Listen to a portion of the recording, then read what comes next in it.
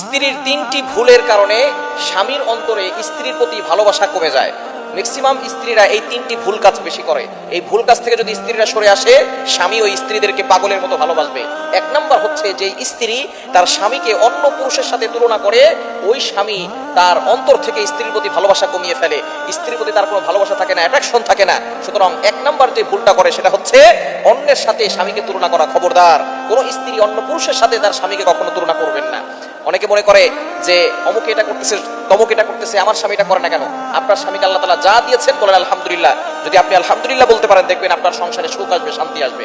দ্বিতীয় নাম্বার স্ত্রীর ভুল হচ্ছে স্বামীকে অবহেলা করা, স্বামীকে ক্রিটিসাইজ করা, তুচ্ছ তাচ্ছিল্য করা।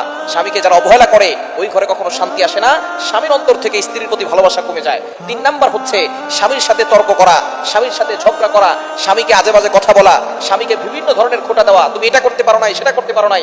এই ধরনের কথা যারা স্বামীকে বলে, ওই স্বামীর অন্তর থেকে স্ত্রীর প্রতি ভালোবাসা কমে যায়। এজন্য স্ত্রীরা এই তিনটি ভুল কাজ কখনো করবেন না।